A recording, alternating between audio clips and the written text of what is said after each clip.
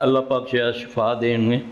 ایک تو ان کو سر میں اگر درد ہے تو میں آپ کو یہ روحانی علاج ہے، ایک ایسا نسخہ بتاتا ہوں، کسی بھی سانس کی تکلیف والا بھی، پیٹ کی بھی تکلیف والا وہ تیار کر سکتا ہے۔ نسخے کی میں کوانٹٹی بتا دیتا ہوں، اس مطابق آپ بڑا چھوٹا بنا لیں۔ زیتون کا تیل لے لیں نا 100 گرام، جس کو دائمی سر کا درد بھی ہو نا اس کے لیے بھی ہے، دائمی کھانسی کے لیے بھی ہے، یہ پھیپھڑے کی کوئی بھی بیماری ہو اور معدے کی بھی بیماری ہیں۔ 100 گرام لے لیں زیتون کا تیل، 20 گرام کلونجی لے لیں۔ کلونجی کو ٹھوکر مارنی، اس کو باریک نہیں کرنا، جیسے وہ نہیں دانے توڑتے ہیں اس طرح 2-4 مرتبہ تھا، اس کو ہلکی آنچ پہ 15 منٹ اس کو ہلکی آنچ پہ اس کو بائل کر کے، اس کے بعد کپڑے میں اس کو ڈال کے اس کو نچوڑ لیں، کانچ کی شیشی میں بند کر لیں، اس کو ڈال لیں۔ روزانہ سونے سے پہلے 1 ڈراپ ادھر، 1 ادھر، 1 ادھر، 1 ادھر، 1 ادھر، 1 ادھر، 1 ادھر، کتنے ہوئے؟ 7، 4 ادھر آگے، 3 ادھر آگے۔ انشاءاللہ تعالی اللہ شفا دے دے گا۔ اگر اس کے باوجود نہیں ہے تو پھر میرے بھائی کسی معالج سے علاج کروائیں اس کا، اللہ تعالیٰ اسے شفا دے۔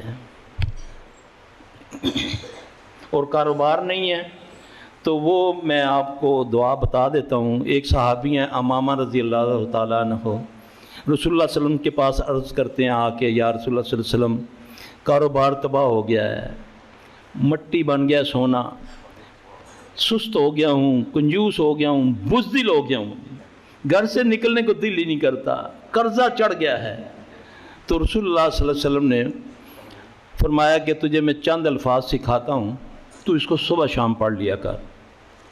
آپ نے فرمایا تو اس کو پڑھا کر، اللہم انی اعوذ بک من الہم والحزن واعوذ بک من العجز والکسل واعوذ بک من البخل والجبن واعوذ بک من غلبۃ الدین وقہر الرجال ہے۔ یہ دعا آپ کو کتابوں میں مل جائے گی۔ یہ ہے پیور محمد صلی اللہ علیہ وسلم کا طریقہ۔ اس کو آپ یاد کریں، بچوں کو یاد کرائیں، اہلیہ کو، بہن بیٹیوں کو یاد کرائیں، انشاءاللہ الذی۔ صحابی کہتا ہے اس کو چند دن میں نے پڑھا، اللہ نے میرے معاملات سیدھے کر دیے۔ ہمارا گمان اصل میں ظاہر پہ بہت بن گیا ہے۔ آپ کو اس کے متعلق ایک میں بات بتاؤں گا، بڑی مجھے بہت اچھی لگتی ہے، وہ امید ہے کہ آپ کو بھی وہ پسند آئے گی۔ ایک دن اللہ کے نبی صلی اللہ علیہ وسلم اپنی سالی اسما کے گھر گئے رضی اللہ تعالیٰ عنہ کے، مدینے میں۔ تو ابو بکر رضی اللہ تعالیٰ عنہ کے حالات مکہ میں بڑے اچھے ہوا کرتے تھے نا، تو مدینے میں کافی ازمائشیں آ گئیں۔ تو آپ صلی اللہ علیہ وسلم نے دیکھا تو وہ بیٹھی نہ رو رہی تھیں، بڑی افسردہ، آپ کی سالی تھی۔ آپ نے فرمایا اسما خیریت ہے؟ کہتی یا رسول اللہ صلی اللہ علیہ وسلم مکہ یاد آ رہا ہے، مکے کے حالات، یہاں آئے ہیں عرصہ ہی ہو گیا ہے گوشت کھائے کو، دیکھنے کو نہیں ملا، آج بڑا ہی دل کیا ہے گوشت مل جائے کہیں سے، ساتھ والی ہمسائی نے اونٹ کو ذبح کیا ہے، تو دل چاہتا ہے کہ گوشت آئے تو میں اس کو کھاؤں۔ تو رسول اللہ صلی اللہ علیہ وسلم نے فرمایا کہ اسما میں تمہیں ایسے لفظ سکھا دیتا ہوں کہ اللہ برکتیں ہی نازل فرما دے گا۔ اب وہ دعا آپ کو مل جائے گی دعاؤں میں، اللہم فارج الہم کاشف الغم مجیب دعوت، یہ دعا۔ حدیث میں آتا ہے کہ جب انہوں نے اس کو پڑھنا شروع کیا تو مدینے میں اس سے زیادہ مالدار عورت کوئی نہیں تھی۔ اگلی بات سنیں، اللہ ہمارا یقین بنا دے اپنے گمان کے مطابق نا۔ اللہ کہتا ہے بندے میں تیرے گمان کے مطابق ہوں۔ کہتے ہیں کہ جب کوئی لشکر لے جانے والا جب ترتیب دیتا تھا نا، لشکر کہیں کوچ کرنا ہے، جانا ہے لڑائی کے لیے، تو چندہ اکٹھا کرنے سے کرتے کرتے اخیر میں اسما رضی اللہ عنہ کے پاس آتے تھے، تو پھر وہ پوچھتی تھی کہ کتنی نفری ہے، کتنا پینڈا ہے، کتنے دن لگیں گے، اس حساب سے پھر اپنے غدام سے اونٹ دیا کرتی تھی کہ اتنے اونٹ دوپہر کے کھانے میں، اتنے شام کے کھانے میں، اور اتنی سواریوں کے لیے۔ میرے بھائی اللہ کی قسم کون سی چیز نبی صلی اللہ علیہ وسلم بتا کر نہیں گئے؟ ہمیں سب سے پہلے شیطان لعنتی نے نبی سے ہٹا کرنا اپنے بنائے ہوئوں کے پیچھے لگا دیا کہ یہ میرے مرشد کی خواب ہی چاہیا تھے، انہیں کیا اے پڑھ لیا کر، اور دیکھا تو وہ سارا شرک ہی تھا۔ وہ شرک، وہ لفظ پر غور کرو، وہ شرک۔ اب ایک درود ہے سید الدرود، درود ابراہیمی.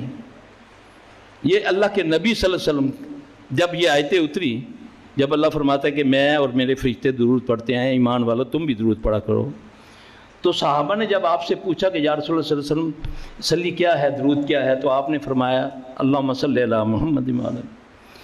اس کے فضائل بیان کرتے ہیں آپ صلی اللہ علیہ وسلم اپنی زبان اطہر سے کہ جب جو ایک بار درود پڑھتا ہے اللہ اس پر 10 بار رحمتیں نازل کرتے ہیں.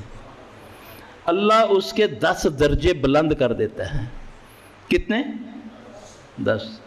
اور 10 درجے بلند کر دیتا ہے، 10 گناہ معاف کر دیتا ہے. امام ترمذی رحمۃ اللہ علیہ نے چوتھی بات لکھی کہ اللہ 10 بار اس پر درود پڑھتا ہے. ٹھیک ہے. اب جو نبی نے اپنی زبان اطہر سے درود بتایا، درود ابراہیمی، اس پر کتنا اجر ملا ایک بار پڑھنے سے؟ 10. جو میڈ ان انڈیا اور میڈ ان پاکستان کے درود ہیں، درود تاج، درود لکھی، درود تنجینہ، یہ درود جو جتنے بنائے ہوئے نا، درود تاج پر 80 سالوں کے گناہ معاف ہو جاتے ہیں. نعوذ باللہ. اللہ کے نبی کے درود جو ہے اس کو ایک بار پڑھو تو کتنے گناہ معاف ہوئے؟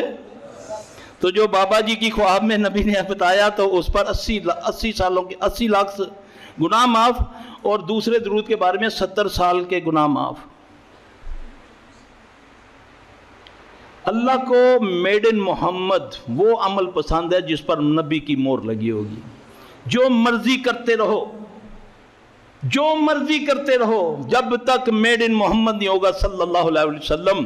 صحابہ بیٹھے ہوئے ہیں، عمر رضی اللہ عنہ آتے ہیں، چاند وارق ان کو تورات کے ملتے ہیں. چاند وارق آئے بڑی خوشی سے کہ میں نبی صلی اللہ علیہ وسلم کے سامنے اس کی تلاوت کرتا ہوں، کیونکہ وہ پڑھے لکھے تھے، پڑھ سکتے تھے.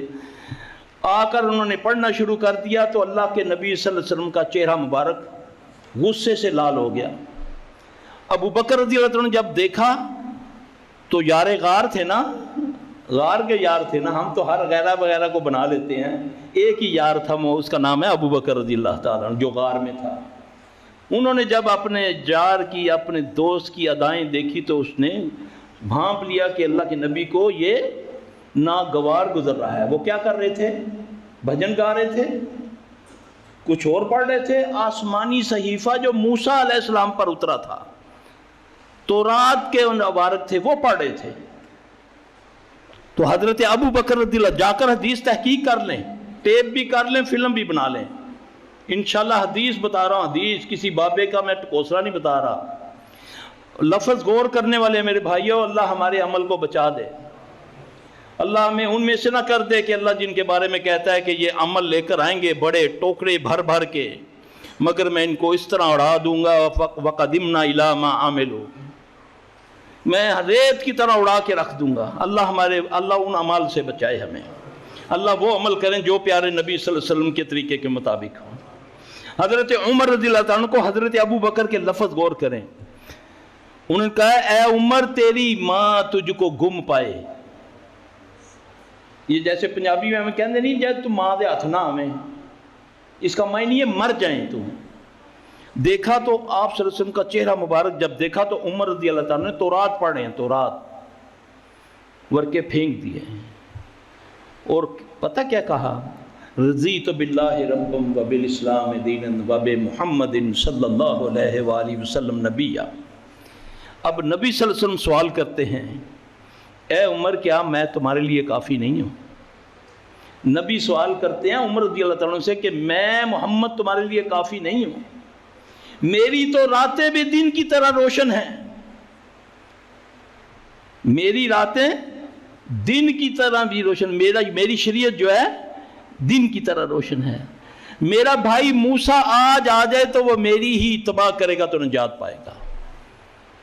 اب بتائیں کہاں موسیٰ علیہ السلام کی کوالٹی اور کہاں بعد میں میرے آپ کے بنائے ہوئے. تو جب ہم ان کے پیچھے چلیں گے تو نبی کا دین کدھر ہے؟ کہاں چلا گیا؟ یہ تو قیامت تک کے لیے ہے. لا الہ الا اللہ محمد رسول اللہ کیا معنی ہے؟ محمد صلی اللہ علیہ وسلم قیامت تک کے لیے ہیں، تھے نہیں ہیں. اور آپ کی شریعت قیامت تک کے لیے ہے. نبی تو یہ گوارا نہ کرے کہ یہ تورات پڑھیں میرے ہوتے ہوئے. آپ نے سوال کہا اور ہم نے کیا کچھ بنا رکھا. اور ख्वाबों में आकर लोग बताते हैं जी बाबा जी का आए हमारी ख्वाब में, मेरे कमरे में खुशबू ही खुशबू, जब मैं जागी तो मेरे कमरे में खुशबू थी। तो बाबा जी ने कहा तू अपने घर ना दरूद तंजीना दा ख़त्म दुआ। ये है बिद्दत, ये बिद्दत की निशानियाँ हैं। जब बिद्दात आती है तो फिर अल्लाह उनमें से सुन्नतें खींच लेता है। आज देख लें उम्मत का हाल, अमल कर रहे हैं, तारीख को हमने बना लिया। दीन किस पर मुकम्मल हुआ था? मोहम्मद सल्लल्लाहु अलैहि वसल्लम। कुरान गवाही देता है अल यौमा अकमलतु लकुम दीनकुम व अतममतु अलैकुम नेमती। दीन तो अल्लाह ने नबी पर मुकम्मल कर दिया। बाद के 100 साल 200 साल के बाद वाक़यात भी हमने दीन में शामिल कर दिए। तारीख़ और दीन को मिक्स कर दिया, रसूमात को और सुन्नतों को हमने मिक्स कर दिया। कोई तमीज़ नहीं रही कि ये सुन्नत है या रस्म है। तो आज हमारा हाल देख लें। वैसे कुरान की तरफ पीठ नहीं करते, तो जब मर जाता है तो उसके पाँव के ऊपर भी कुरान डाल देते हैं। डालते हैं नहीं डालते? वो चादर जो होती है उस पर कुरान लिखा होता है कि नहीं? क्या ये अदब है कुरान का? नहीं नज़र आता जिनको जनाजे पढ़ाने वालों को कि मुर्दे के ऊपर तुमने जो चादर डाली हुई है उस पर कुरान लिखा, उसके पाँव पर भी कुरान आ रहा है नहीं आ रहा? फिर जाकर कब्रस्तानों में जाकर देखो, कब्रस्तानों के ऊपर, कब्रों के ऊपर चादरें डली हुई हैं, चारे कुल लिखे हुए हैं, आयतल कुर्सी लिखी हुई है, ऊपर अल्लाह की कसम आंखों से देखा हुआ कुत्तों ने बिल्लियों ने पेशाब किए हुए हैं। ये कुरान का अदब है। तो फिर शयातीन क्यों नहीं कुव्वत में आएंगे? वो क्यों नहीं पकड़ेंगे इस उम्मत को? क्यों नहीं इसका पानी मांगेगा? पानी नहीं देगा अल्लाह। अगर देगा तो वो पानी फना कर जाएगा। मेरे भाई, मैं और आप सही दीन पर अल्लाह मुझे और आपको तौफीक दे। हम चाहेंगे तो वो अता करेगा। अल्लाह चाहता है वयहदी इलैहि मन युनीब, जो अल्लाह की तरफ रुजू करता है अल्लाह उसे राह दिखाता है। तो दीन हमें मिलेगा मोहम्मद सल्लल्लाहु अलैहि वसल्लम से। तो अल्लाह तबारक तआला हमें, हमारा दीन के अंदर ही रूहानी इलाज है, जिस्मानी इलाज है, जिस्मानी अंदरूनी और बैरूनी बीमारियों का इलाज है। इंशाअल्लाह आप दीन पर, मैं आप चलें, बीमारियां करीब भी नहीं आएंगी इंशाअल्लाह अज़ीज़। वीडियो के नीचे सब्सक्राइब के बटन पर क्लिक करें, बेल के आइकॉन पर क्लिक कीजिए ताकि हर नई वीडियो की नोटिफिकेशन